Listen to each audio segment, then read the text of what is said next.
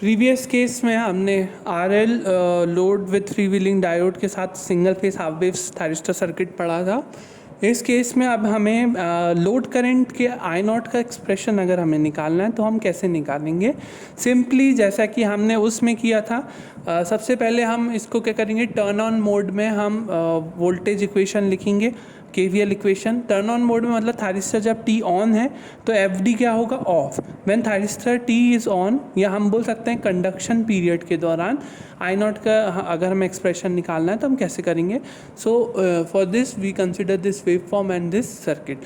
अब सबसे पहले हम एक्सप्रेशन लिखेंगे मोड वन में। सबसे पहले कर दें मोड वन में, सबसे पहले कंडक्शन मोड में हम इक्वेशन लिख देंगे। तो कंडक्शन मोड में वी एस की वैल्यू क्या है, V M sine omega T, ये टर्न ऑन है। आर के क्रॉस वोल्टेज ड्रॉप क्या होगा, आई इंटू आर। एल के क्रॉस वोल्टेज ड्रॉप क्या होगा, L D I not by D T. तो इस तरीके से एक्सप्रेशन में आ जाएगा। ये एक्सप्रेशन आ गया हमारे पास। यहाँ से आप आई नॉट का एक्सप्रेशन, ये आपका काम है, आपको करना है, ये मैंने नहीं किया है, ये आप करेंगे। आई नॉट का एक्सप्रेशन कैसे निकालोगे वो मैं बता देता हूँ आपको।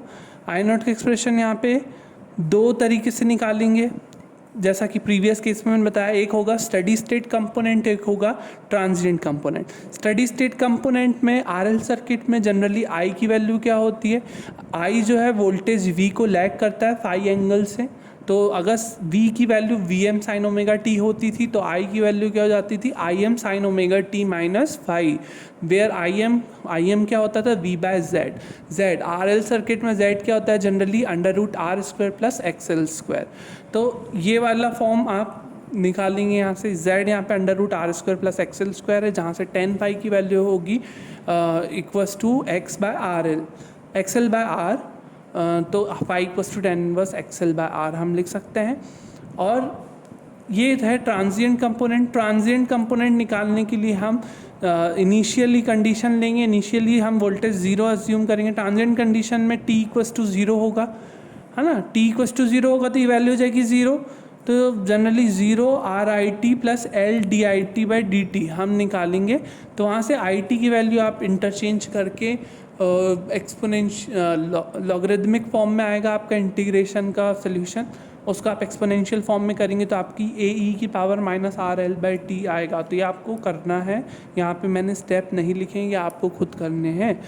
Eight omega T equals to alpha, अब हम बाउंड्री कंडीशन, यहाँ पे हम क्या लगा रहे हैं, बाउंड्री कंडीशंस।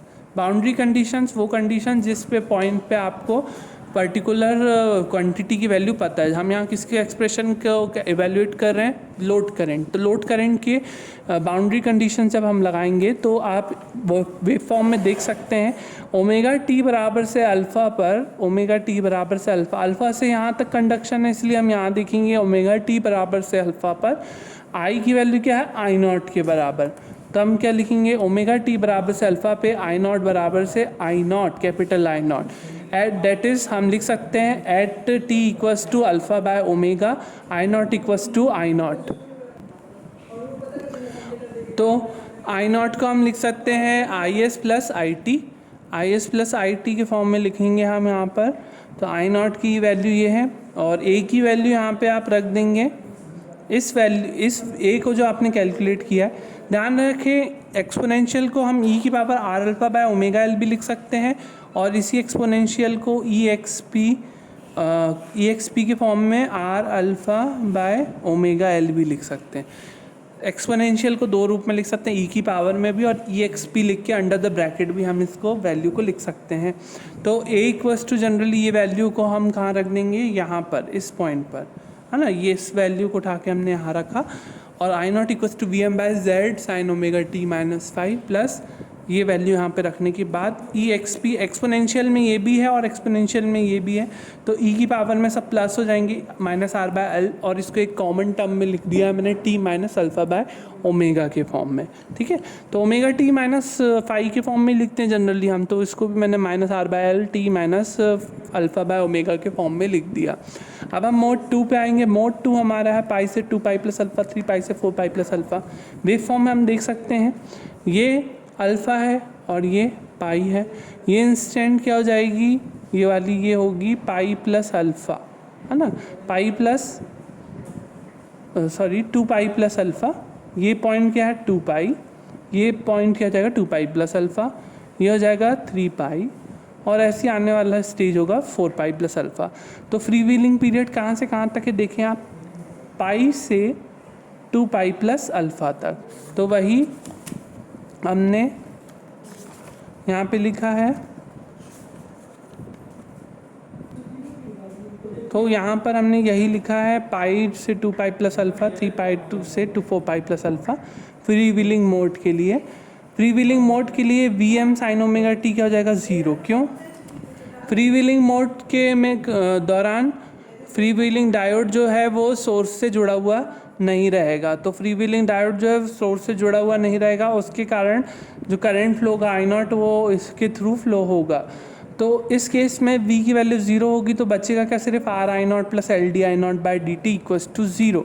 तो इसी प्रकार से लिखा हुआ है। तो आई नॉट की वैल्यू जैसे कि इस केस में आई थी वैसे इसमें भी आएगी, ए ई की power minus R L by T at omega T equals to पाई।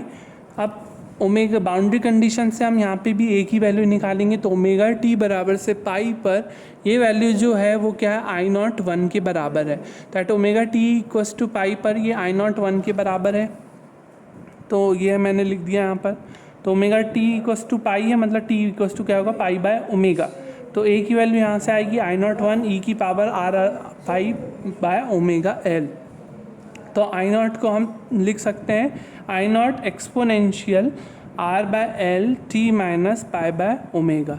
ये कहाँ से आया, ये ए की वैल्यू को हमने कहाँ रख दिया, यहाँ पर रख दिया। ए की वैल्यू को जब हम यहाँ बाउंड्री कंडीशन से निकालने के बाद यहाँ रखेंगे तो आई नॉट का एक्सप्रेशन ये होगा। तो फ्री व्हीलिंग पीरियड के दौरान हम आई नॉट की वैल्यू या इस एक्सप्रेशन के थ्रू निकाल सकते हैं, और कंडक्शन मोड के पीरियड के दौरान हम आई नॉट की वैल्यू को इस पर्टिकुलर इक्वेशन से निकाल सकते हैं। नेक्स्ट आप average value of voltage calculate करेंगे। तो जनरली एवरेज वैल्यू का क्या फॉर्मूला होता है, 1 by T integration of 0 to T और वी डी ओमेगा टी। तो वहाँ पे टी जो है हमारा 2 पाई है, यहाँ पे हमारा टाइम पीरियड कितना है, पूरा 2 पाई का है, 1 बाय 2 पाई। और ये कंडक्शन कहाँ से कहाँ तक हो रहा है, सिर्फ अल्फ़ा से पाई तक। ध्यान रहे अल्फ़ा से सिर्फ पाई तक। प्रीवियस केस में ये अल्फ़ा से लेके बीटा तक था, और आर लोड के केस में भी अल्फ़ा से लेकर कहाँ तक था, पाई तक ही था।